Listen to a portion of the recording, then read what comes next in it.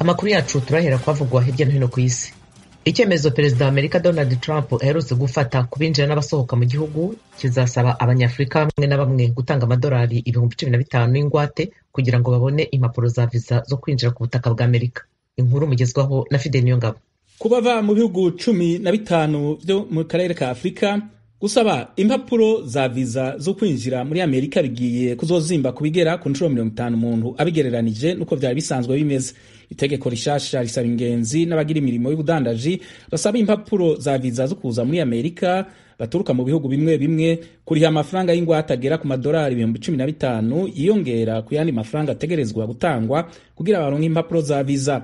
Muri iki gihe ari hagati y'amadolari 160 n'amajana 300. Ubushikiranganji bujejwe imigenderanire bwa Amerika butangaza ko ayo mafaranga asabwa azoshigwa mu bikorwa mu kiringo c'amezi 6 hagati y'ukwezi kw'icumi na kabiri n'ukwezi kwa gatandatu k'umwaka uza kugira barabe uburyo iryo tegeko rishasha rizokora. Amafaranga y'ingwati yo kuronka impapuro za visa yerekeye ibihugu ababiturukamwo barengeje ikiringo ca visa bari bafise zabarekurira kwinjira ku butaka bwa Amerika. Ibihugu 23 nivyo vyegwa n'iyo ngingo muri rusangi. Uburundi buri mu bihugu 15 vyo muri Afrika vyegwa n'iyo ngingo. Ingabo zo mu karere ka Tigre muri Ethiopia zatangaje ko zishe abasirikare batari bake ba leta mu mirwano imaze hafi ibyumweru 3 muri iyo ntara. Inkuru irambuye tuyibaze mugenzi wacu Fidel Niyongabo. Izo nteko za leta zamenyesheje ko abasirikare batari bake bo mu ntara ya Tigre bariko bishikiriza hisunzwe ikiringo ntarengwa ko c'amasaha 72 leta yatanze imbere yuko haba igitero ku mugwa mukuru w'iyo ntara Mekele. Inteko za leta ya Ethiopia zatanguye ibitero kuri leta y'intara ya Tigre ku itariki 4 z'ukwezi kw'icumi zimenyesha ko ziriko zitera zegereza umugwa mukuru w'iyo ntara mu gitero ca nyuma cyo gutsinda urugamba. Yamara abategetsi b'intara ya Tigre bavuga ko bariko bivuna bikomeye inteko za leta kandi bamaze gutahira intsinzi zikomeye. Umuvugizi w'igisirikare cyo mu ntara ya Tigre Gatechu Reda yatangaje ko bishe igitigiri kinini c'inteko za leta mu rugamba rwabereye mu gice citwa Raya Wahira. Muri ico gihe ishirahamwe mpuzamakungu ONU ryerekanye impungenge zikomeye no munsi kwa kabiri ku bitigiri vy'abasirikare ba leta batera barungikwa mu micungararo y'igisagara ca Mekele. Michel Bachelet, umutegetsi mukuru ajejwe ivy'agateka ka muntu mu ishirahamwe ONU, yasavye impande zose gutegeka abasirikare bazo kutageramira abasivile hisunzwe amategeko mpuzamakungu.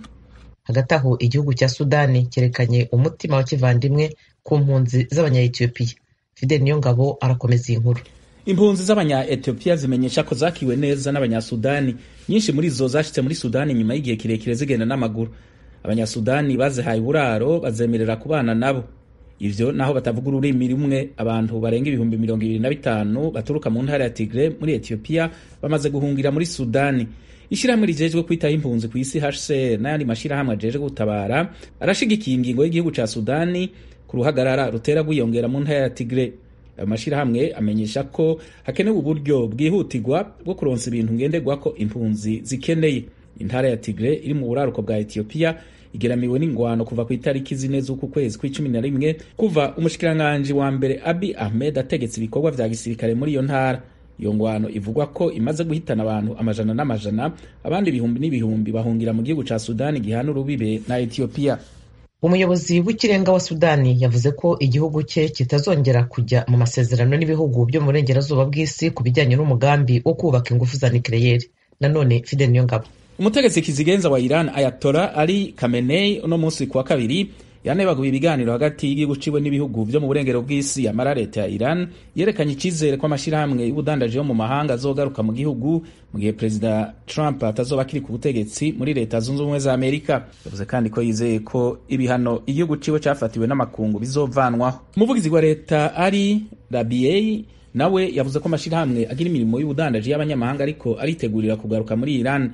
Intsinzi ya Joe Biden yatowe kuba perezida yatumye abatari bake bibaza ko Amerika ishobora kuzosubira mu masezerano Iran yagiranye n'ibihugu vy'ibihangange vyo kwisi mu mwaka wa 2015.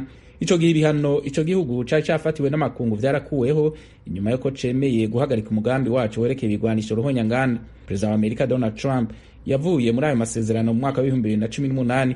Mu kwishura kuri iyo ngingo, Iran yaragabanije ivyerekeye kuyubahiriza. Abafasha ba Joe Biden batangaza ko afise imigambi yo gusubira muri ayo masezerano mu gihe Iran cyo kwemera gusubira kuyubahiriza.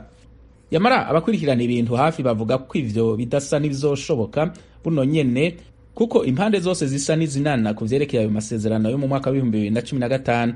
Ibihano Amerika yasubijeho kuri Iran ku ntwaro ya Perezida Trump byarageramye bikomeye ubutunzi bw'ico gihugu. Mu karere k'ibiyaga bigari, urukiko rw'ibanze rwa Kicukiro rwahamije Colonel Tom Byabagamba icyaha cy'ubujura, rumuhanisha gufungwa imyaka 3 yongera ku yindi 15 yari yahanishijwe mu mwaka ushize wa 2019. Ni inkuru y'umunyamakuru w'Ijwi ry'Amerika uri Kigali mu Rwanda, Eric Bagirubusa. Ikibazo cy'ikoranabuhanga rya Skype ryifashishwa mu kuburanisha uru rubanza cyabaye intandaro yo kurukererezaho amasaha 2 ku gihe cyari cyagenwe n'umucamanza. Umucamanza mu rukiko rw'ibanze rwa Kicukiro yasomye urubanza impande zombi ziburana zikurikirana icyemezo mu buryo bw'ikoranabuhanga. Colonel Tom Byabagamba yari kuri gereza afungiwemo ya gisirikare Kanombe. Ubushinjacyaha buramurega icyaha cyo kwiba telefone yo mu bwoko bwa Samsung n'indahuzo yayo. Bumurega ko yayibye ayicomoko yaho yari icometse ubwo yari yagiye gusomerwa urubanza rwe rwa nyuma mu rukiko rw'ubujurire mu 2019. Buvuga ko bushingira ku mvugo z'abatangabuhamya bamushinja, inyandiko na raporo zifatira zakozwe na gereza afungiwemo ndetse n'imvugo za nyirukuregwa. Uregwa n'ubwunganizi bavuga ko gufatanwa telefone muri gereza bitagize icyaha, bakavuga ko basanga nta bimenyetso ubushinjacyaha bugaragaza bigize iki cyaha cy'ubujura. Mwiburanisha ripfundikira urubanza, Colonel Byabagamba yabwiye umucamanza ko atari umuntu wakwiba utuntu duyise duto duto tw'amafuti, agasanga icyaha aregwa ari cyo yise ko cyakozwe mu mugambi wo kumurundaho ibihano. Gwe n'abamwunganira babwira urukiko ko kuri iki cyaha cy'ubujura bwa telefone n'indahuzo yayo cyagombye kubaho igihe hagaragaye utaka ko yibwe. Bavuga ko abasirikare bamushinja ubujura batagaragaza aho yibye n'uburyo yibye telefone na sharijeri yayo. Raporo n'inyandiko by'ifatira byakozwe na gereza afungiwemo ku ruhande rw'iregura si ikimenyetso kuri iki cyaha. Isesengura urukiko ruvuga ko rwakoze rusobanura ko kuba mu mabazwa y'uregwa yiyemerera ko yacomoye telefone mu rukiko bigashimangirwa n'abatangabuhamya bamushinja, bivuze ko yakoze icyaha cy'ubujura. Ruvuga ko ibyo yafatanywe bihari kandi ko byanakorewe inyandiko yifatira. Urukiko ruvuga ko atari ngombwa ko uwibwa ari utanga ikirego, ko ahubwo ubushinjacyaha n'ubugenzacyaha bugeraho icyaha cyabereye bukagikurikirana. Nyuma y'iryo sesengura umucamanza yemeje ko Colonel Byabagamba hamwe n'icyaha cyo kwiba kandi agomba kukiryozwa. Mu byifuzo by'ubushinjacyaha bwari bwasabye urukiko guhamya icyaha Colonel Byabagamba no kumuhanisha imyaka 3 n'ihazabu ya miliyoni 2 z'amafaranga. Bugasobanura ko amategeko ateganya ko yagombye guhanishwa umwaka n'igice n'ihazabu ya miliyoni 1, ariko kuri uyu mugabo ngo nisubira cyaha. Ni mu gihe Colonel Byabagamba n'abamwunganira bo basaba kurenganurwa kuko ngo aregwa icyaha kidafite ibimenyetso. Nyuma y'iminota ibarirwa muri 30 icyemezo cy'umucamanza cyaje kijya gusa n'icyifuzo cy'ubushinjacyaha, yemeje ko icyaha cyo kwiba gihama Colonel Byabagamba kandi ko ari isubiracyaha, bityo amuhanisha gufungwa imyaka 3 muri gereza yiyongera kuri 15 yakatiwe n'urukiko rw'ubujurire mu mwaka ushize 2019. Umucamanza yakuriyeho igarama ry'urubanza uyu wigeze kuba kuriye abasirikare barinda Perezida w'u Rwanda Paul Kagame, avuga ko aburana afunzwe. Mu iburanisha rya nyuma yari yabwiye umucamanza ko atizeye ibizava mu cyemezo azamufatira kuko ngo no mu manza zabanje ubutabera bw'u Rwanda bwakunze kumuhimbira ibyaha kugera hanishijwe imyaka 15 y'igifungo. Urubanza rurangiye Colonel Byabagamba yatse ijambo, ariko kubera ikoranabuhanga ribi umucamanza ntiyamwumva. Yavuze ko niba bashaka kujuririra ibihano bakora inyandiko ibumbatiye imyanzuro y'ubujurire ikazashyikirizwa urukiko. Ijwi rya Amerika iteguriye inkuru ntiyari yakabashije kumenya niba Colonel Byabagamba n'ubwunganizi bazajurira ibihano. Twavuganye na Maître Valérie Gakunzi Musore, umwe mu bamwunganira mu mategeko, atubwira ko atari yakabonye incarubanza. Avuga ko azabanza akayisoma akanabonana n'uwo yunganira bakabanza bakubiganiraho. Colonel Byabagamba w'imyaka 53 y'amavuko yigeze kuba kuri umutwe w'abasirikare barinda umukuru w'u Rwanda Paul Kagame. Mu mwaka ushize 2019 inkiko z'u Rwanda zamuhamije ibyaha byo gushaka guteza imvururu cyangwa imidugararo muri rubanda, zimuhanisha gufungwa imyaka 15 muri gereza no kunyagwa impeta za gisirikare. Ni ibyaha we na muramu we General Frank Kanyambo Rusagara bavuga ko bishingiye ku mpamvu za politiki. Colonel Byabagamba avuga ko bazizwa bavandimwe babo baba hanze y'u Rwanda batagicana uwaka n'ubutegetsi buriho mu Rwanda, barimo bwana David Himbara mukuru wa Byabagamba wahoze ari umujyanama wa Perezida Kagame mu by'ubukungu. Bagira ubusa Ijwi rya Amerika i Kigali. ikigo cy'ubuhanga mu bijyanye n'ubuhinzi mu Burundi ISABU, Institut des Sciences Agronomiques du Burundi, kigiye kuvugururwa kugira ngo kibashe kubonera imbuto abanyagihugu maze babone ibyo kurya banasagurira amasoko mpuzamahanga. Ibindi kuri iyi nkuru murabigezwaho na mugenzi wacu Eroge Birikaneza. Mu kiganiro yamenyesha amakuru ahejeje kwerekana ivy'ubushikiranganji bwiwe bwaranguye mu mezi 3 ashize, umushikiranganji ajejwe uburimyi yavuze ko ikigo ISABU cahora gifatwa nk'ikijejwe ubushakashatsi gusa kigiye guhindurwa hejuru y'ico gikorwa cashiriweho kibe n'ihinguriro ryo kugwiza imbuto. Deogide Rurema: tugiye gushiraho rero ibigo vy'akarorero vy'imirima minini y'akarorero n'ubworozi eka mbere n'ibijanye n'ibidukikije, gutyo mu ntara imwe imwe yose ntihabure iburi umurima utari munsi y'amahegitari 10. mu bworozi naho ku ntara ntihaba ahantu umuntu arinda kuza gushakisha adashobora kuronka inka iburi 20 zorowe kijambere, mu makomini naho iburi inka 5 zorowe kijambere. Tugomba tunagure ikigo ISABU aho kwitirirwa gusa ubushakashatsi, ariko kibe ihinguriro ryo kudufasha kuronka imbuto turonsa abene gihugu. Aha rero leta izoshiramo amahera kugira ngo imbuto ziboneke ku bwinshi. Umushikiranganji Rurema yanagarutse ku cifuzo igihugu gifise kugira cirinde ko umwimbu ushorwa mu bihugu bibanyi. Asigura ko leta izowugura imbere yo gusubira kunyanyagiza mu masoko mu ntumbero yo kwirinda iduga ry'ibiciro rikabije. Ubu turiko turagira ibiharuro nyezina kugira ikigo kijejwe kwegeranya ibiharuro no kwegeranya umwimbu gitangure gukora koko ukuri kwamye. Twaramaze muri leta kwemeza itegeko rigenga ingene tugiye kugurira umwimbu w'abene gihugu. Leta akaba ariyo igura umwimbu wose w'abene gihugu, hanyuma tukawusubiza ku isoko bitazimvye, umusesekara tukazowuhanahana mu zindi ntara cyangwa tukawushorera hanze. Ubushikiranganji bujejwe uburimyi n'ubworozi ari nabwo muri rusangi buraba ivyerekeye ibidukikije bwemeza ko mu bisagara ahantu hahora hatabwa imyanda canke ibibanza biri gusa hazoterwa amashurwe, maze umuhana wose nawo mu gihugu ugatera n'imiburiburi ibiti bibiri vy'ivyamwa nk'uko Perezida Evariste Ndayishimiye yabisavye. Icifuzo ciwe nyamukuru kukaba kugera aho Burundi busagurira isoko mpuzamakungu. Hariho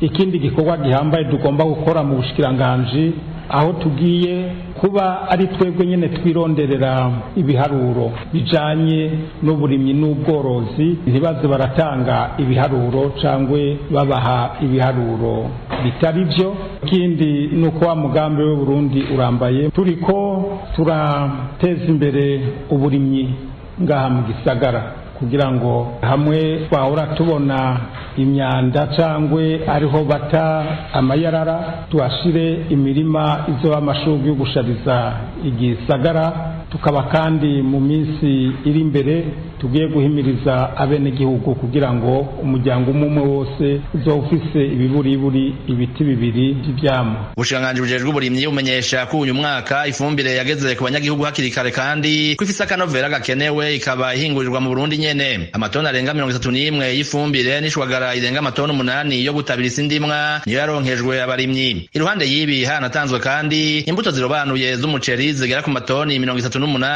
hamwe n'ay'ibigori arenga 260. Ubwo bushikiranganji butangaza kandi ko bugiye guhindura igitabu bwahora bukuramwo imigambi. Ico cari cashizweho mu 2016 igiye kuza kikisungwa kizogera mu 2025 kigategerezwa kwisunga umugambi w'iterambere w'igihugu. Eroge Burikaneza, Ijwi rya Amerika. Petero Buyoya wayoboye Uburundi inshuro 2 yeguye ku mirimo ye nk'intumwa idasanzwe y'ubumwe bwa Afurika muri Mali no mu karere ka Sahel. Amakuru hagera ku Ijwi rya Amerika yemeza ko impamvu ari uko inkiko mu Burundi ziherutse kumukatira igihano cyo gufungwa burundu amaze guhamwa n'icyaha mu iyicwa rya Perezida Melchior Ndadaye.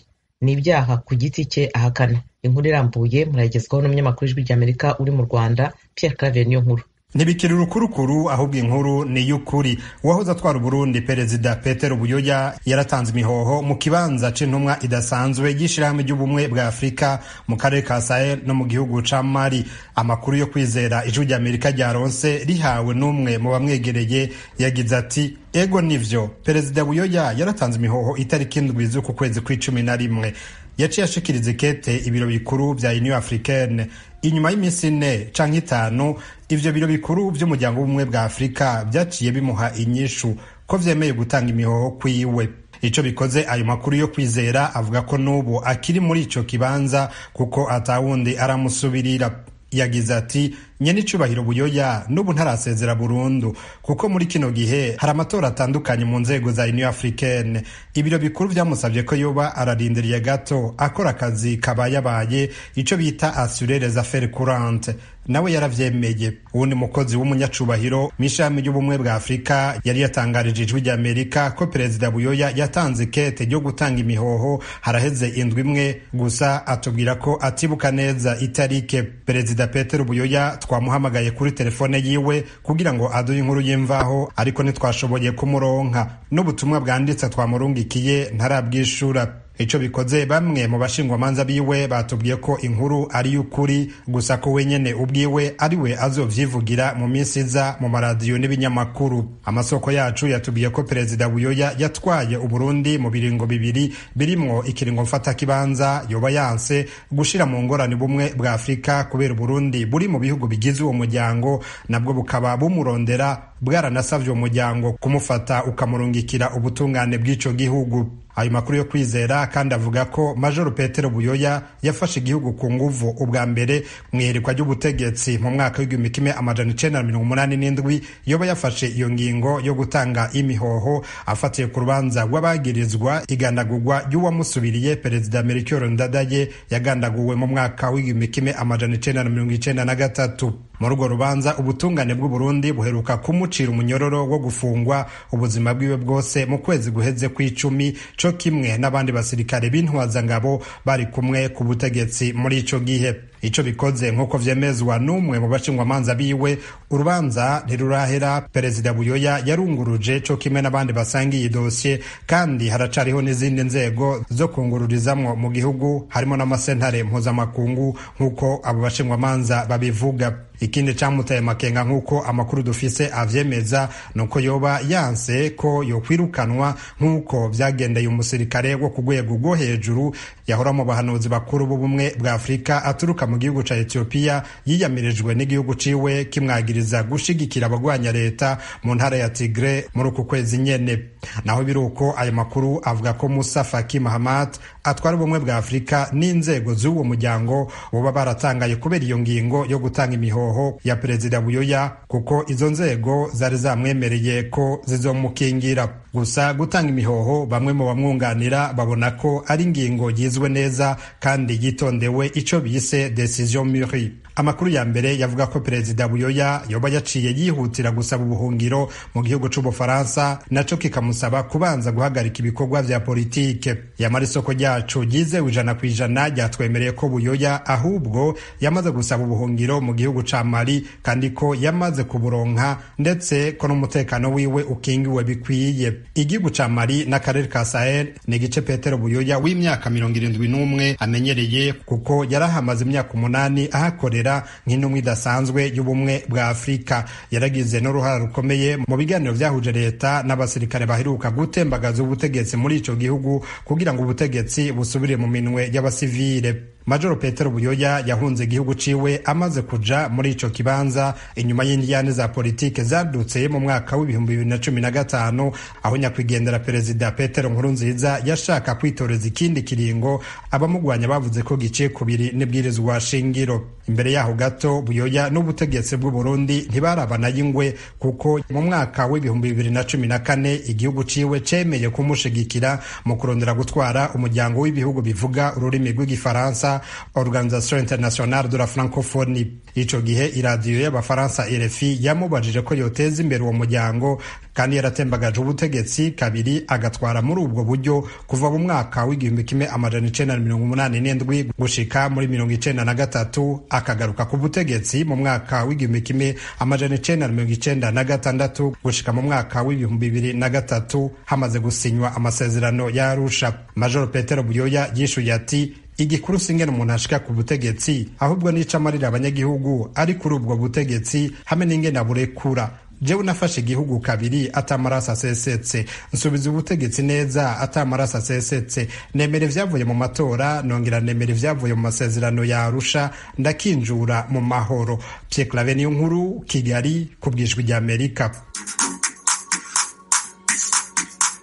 bakunzi ba radiyo ijwi rya Amerika mutuye mu burasirazuba bwa Repubulika ya Demokarasi ya Kongo, turabararika kujya mukurikira ibiganiro byacu ku maradiyo akurikira: Radio Communautaire La Voix de Mikeno ibunagana ni ku murongo wa FM 99.7, Radio Ngoma ya Mani yo mu mujyi wa Baraka kuri FM 88.8, Radio Baraka FM nayo mu mujyi wa Baraka ku murongo wa FM 94.4, Radio Communautaire La Verite ikorera mu mujyi wa Kiwanja kuri FM 99.0. N'abadukurikira bari mu majyepfo ya Uganda mwakumva ibiganiro byacu kuri radiyo ijwi riyobora Voice of Muhabura ku murongo wa FM 88.9. Ni radiyo ijwi rya Amerika iminsi yose kuva ku wa mbere kugeza ku cyumweru. Mu Burundi abaturage bahoze batuye mu gace ka Gatumba batujwe mu bice bitandukanye nyuma y'uko bakuwe mu byabo n'imyuzure kuva mu kwezi kwa kane. Bavuga ko babayeho mu buzima butoroshye. Barasobanura ko badafite ibiribwa n'aho bakika umusaya. Ni inkuru y'ijwi rya Amerika ifatanije n'abanywanyi bayo mu Burundi, dusomerwa na mugenzi wacu Desire Hatungimana uri Kigali mu Rwanda.